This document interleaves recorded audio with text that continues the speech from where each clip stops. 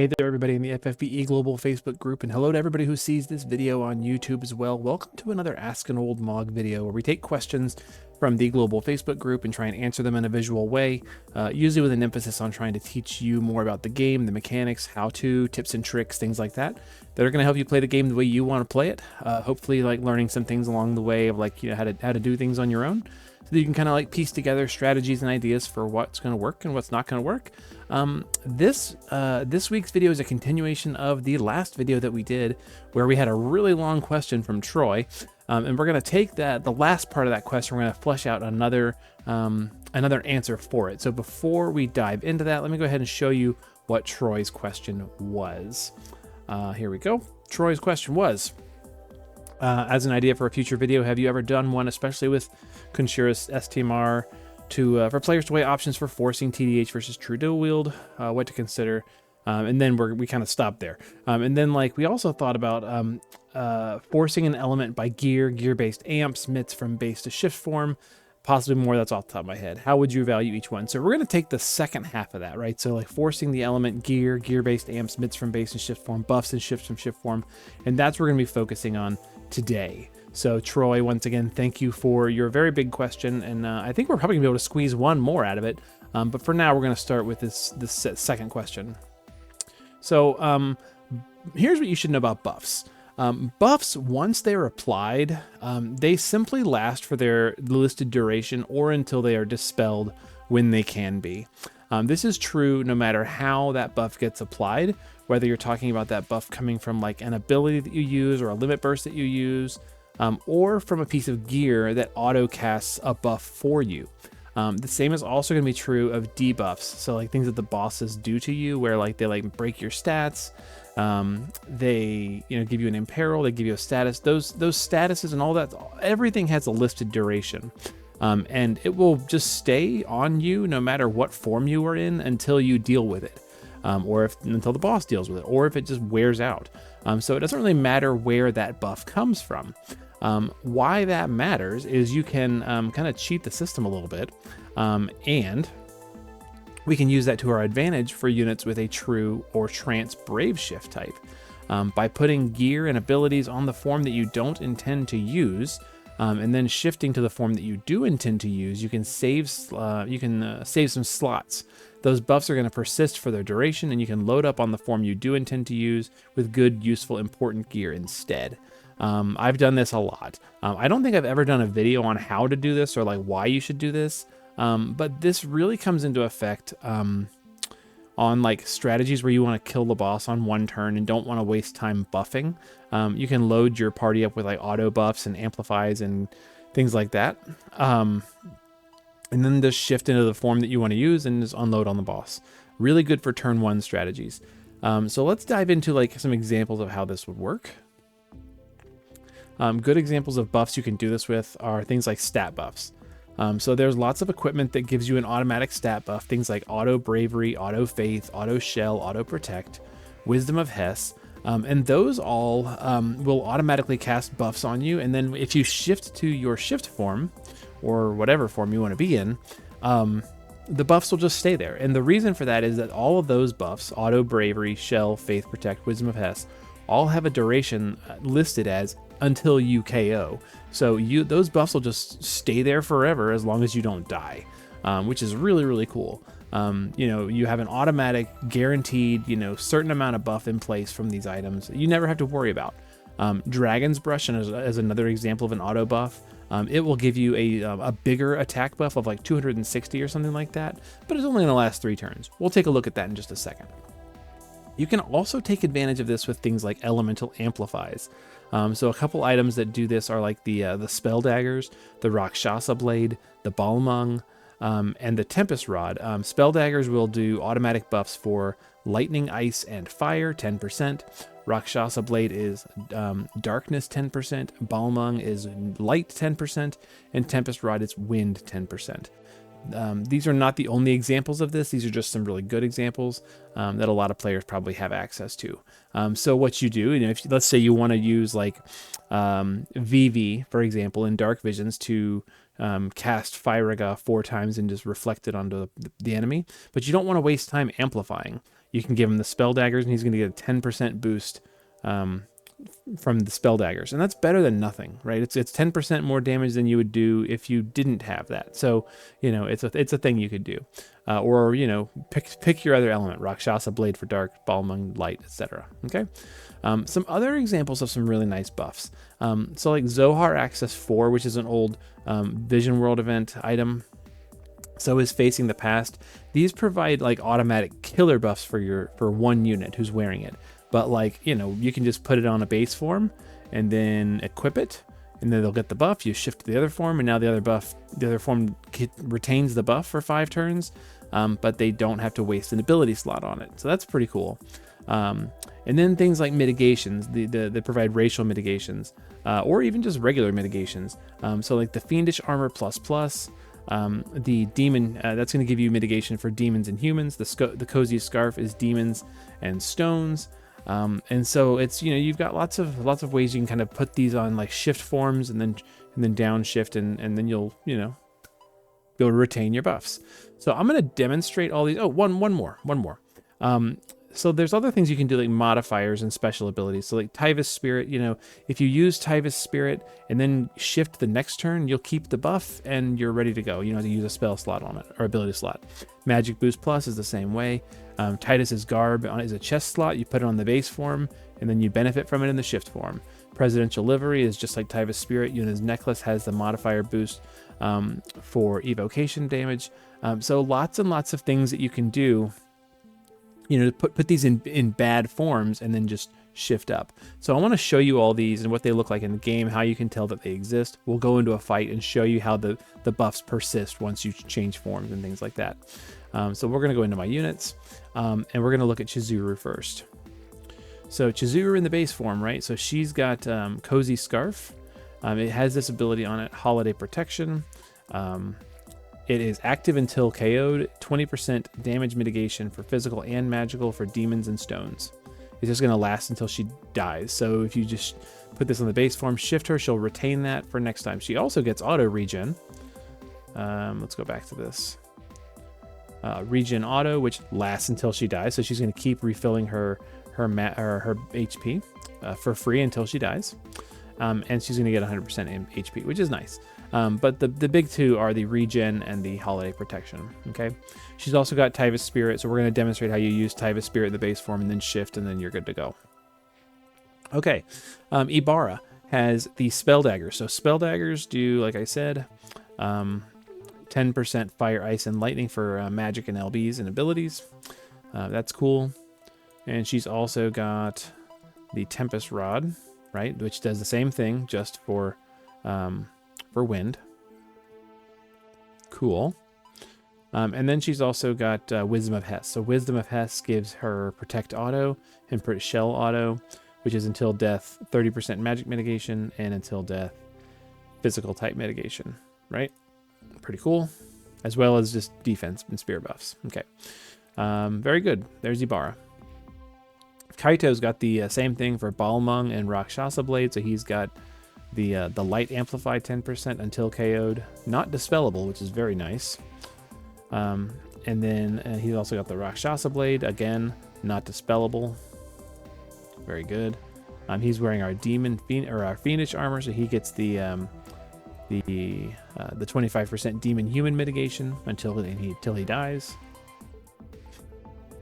And that's it. Faye is wearing Dragon's Brush, so he's going to get a 240 stat boost to his attack for 3 turns. It'll go away. And then he's also wearing his Zohar Access 4, which is going to remain in place, as well as Auto Protect. Very good. Auto Protect again. Until death, 30% physical damage mitigation and 100% defense. And Ling. Okay, so Ling is wearing Presidential Livery. And she's got this ability, Gallant Spirit. For breaker units, it just gives them a modifier boost to LBs, so we're going to show you that. It's just like Tyvis Spirit, just for breakers. And that's it. So let's dive into a fight. We'll show you all these and how they persist, and then we'll talk a little bit more about what you need to look out for. We're going to go to the Vortex.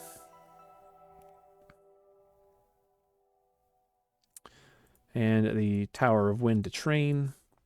And here goes. So notice you're going to see a lot of stuff autocast. Okay, lots of things autocast. Let's go ahead and take a look at Chizuru.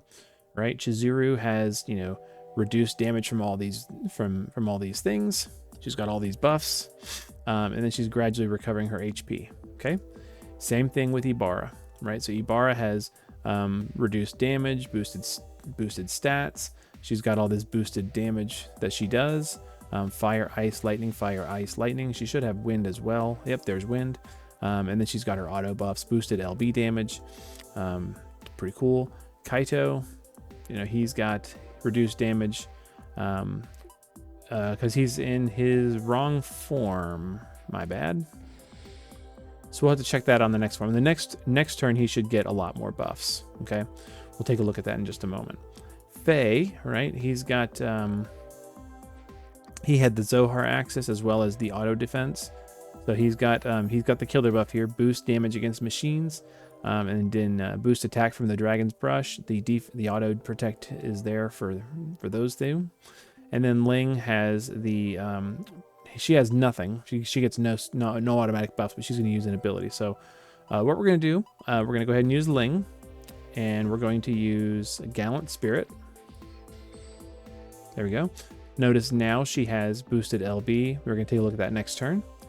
Faye is just going to shift. There we go. And then he's going to guard. Chizuru is going to use Typhus Spirit. There we go. Ibarra is just going to... she's going to Magic Boost. So right now, her stat is 6179. And if you look at her, she doesn't have boosted magic. She's got boosted defense. And that is it. So we're going to use Magic Boost Plus. There we go. Her magic stat stays the same. But she should show on here... I think it's kind of behind the scenes. So that's fine. But anyway, she's got the benefit of that for next turn. And then Kaito, we shifted out of the shift form and into his base form to get the buff. So we're just going to guard him. Notice all of Kaito's buffs kicked in. There we go. Now Kaito has boosted light, boosted dark, reduced damage from all these races. He's got reduced damage. So he's got his buffs now. Let's take a look at Ling. If we shift her, right, she should retain her buff. So she should still have boosted damage for LB effects. Yep, very good. Chizuru, if we shift her, she should maintain, she should have gotten an attack buff, right? And she's still got all of her reduced physical damage from all this different stuff. She's got recovering her HP. And she's got boosted attack, LB damage, and boost certain LB effects. So there she is. So she's got all the buffs that we would be expecting. Ibarra, right? She should still have all those elemental amplifies. There we are. All those amplifies, just like we hoped. Very good. And Faye should have his killer buff. Yep, defense, attack, and killer buff, even though, right, in his shift form, he does not have anything. Same thing with Ling. And Chizuru, and Ibarra, and Kaito has nothing in his shift form either, but he does in the base form, which is why we shifted to get those buffs. So you can see how you might be able to use that to your advantage. You know, you load up on stuff in your bad forms, and then you shift over to your good forms and unload all your damage with fully maxed out like stats and abilities and equipment slots and all that you're just focusing on for using damage. It's kind of an old strategy, you know, using your shift form to kind of build for survivability, and your base form for survivability, and then your shift form for doing damage. But this is just another way to take that a step further by using these auto buffs. They're going to stay in place for, in some cases, infinite duration, because they can't be dispelled and they have no duration. They just last until you die. And as long as you don't die, you keep your buffs. So that's pretty cool. There you go. So then you'd be able to do more damage with your shift form. So I'm gonna get out of here. There is one more element to this that I want to talk about though. And that is something to look out for. And I said that a lot of these buffs last until death, and death is something you definitely want to look out for. Since these buffs last until your unit dies, if they die, they come back in the form. If they die and come back wearing in the form that has that ability, they will get their buff again if they come back. So if you raise them, they'll come back, they'll have the buff. However, if they start in the shift form and then spend the rest of the fight in their base form, if they die, they will not come back with those buffs. So a really good example of this is Chow, or Maeve as well. So let's go ahead and go into our units and I'll show you what I'm talking about. Do I have Chow on a party? No, we'll go ahead and put Chow on a party.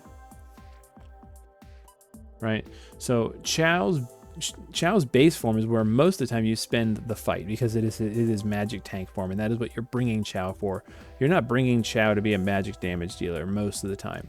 So the problem is, you'd load up the shift form because you're not using this form with all of his like mitigations and auto buffs and stuff like that, and then you go to the base form. Well, his buffs will stay in place and he'll have all those mitigations and buffs and things in the base form. But if he dies, he comes back in the base form, not the shift form. So he won't get those buffs if he comes back. Even if you re-raise him, he'll come back with auto cover and just like whatever he normally starts with just from his kit, but he won't have the mitigations that he gets from armor and things like that you wear in the shift form, because he doesn't come back to the shift form. He comes back to the base form. Same thing is true about Maeve. And this is a big deal for Maeve and other tanks that do both types of cover. So like another example of this would be Legendary Hero Snow, or Solitary Patron Snow. But let's talk about Maeve first, right? So Maeve's base form is a defense tank. She's not particularly great at it, but she's a defense tank, right? Her shift form is a magic tank. Well, if you're using her as a magic tank and she dies, she comes back in the base form. She comes back like this, and she's no longer covering physical or covering magical, she's covering physical, which is bad enough. But then if she also doesn't get her mitigations and things that if you put all your mitigations, like let's say you're doing a physical fight, you put all your mitigations here, right? She dies and comes back in the base form, and she no longer has all of her special bonus auto buffs. So you can see how that could be a problem. And Snow has the same problem. They don't come back in the form you want them to sometimes, depending on what their base form is. So you gotta be real careful with that. And there you go. Another thing you could do, you could kind of combo this together. I did mention before, like I'm gonna pop these back up on the screen. Things like Tyvis Spirit, Magic Boost Plus, Titus Garb, all this stuff. If you put on the Craftsman's Secret Book and the Spell Daggers, you could imbue yourself with fire from Craftsman's Secret Book, and then use the Spell Daggers for an Amplify, or the Bomb Arms ability. Same thing, or use the Craftsman's Secret Book for wind and use the Tempest Rod. Or there's an item that we could have crafted back a long time ago in the Vision World that would give the entire party Dark Element but no Amplify. So you could wear like Rakshasa Blades in your base form, use that item that gives the whole party Dark Element, and then everybody's got a 10% Amplify. It's not the best, also not the worst you could do. Most of the time we're talking about giving at the bare minimum a 35 to 45% amp for an ability that you cast on your party.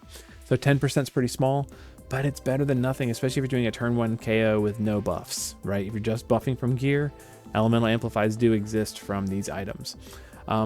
So yeah, definitely something to think about that could help you with gearing your units and helping you to kind of do like quick turn fights and stuff like that. These are great for raids. These are great for, Vision World and Dark Visions when you're doing the early stages. You just want to put these buffs on somebody and then like benefit from them for just one turn. So there's lots of ways you can use this to your advantage. The biggest ones are a lot auto buffs for like defense, spirit, mitigation, auto protect, auto shell, those racial mitigations, and then the killer buffs that you get from some of those limited units like Zohar Access and the other one. So those are definitely something to think about, and it will definitely help you with gearing your units for like quick bursts of damage without having to do a bunch of setup. We're gonna go with Troy's question one more time, I think, for next week's video, just to kind of squeeze all the life out of it that we can. But it was a really great long question, so I hope it's useful to you, and I hope you learned something today about how you can kind of gear your units. And we'll pick up on the next one. So until then, be good to each other. Take care. If you've got a question you want to see in the next video, be sure to leave a comment either in the Facebook group or on this video on YouTube, and I'll do my best to try and answer it. Until then, though, have a good Friday, guys.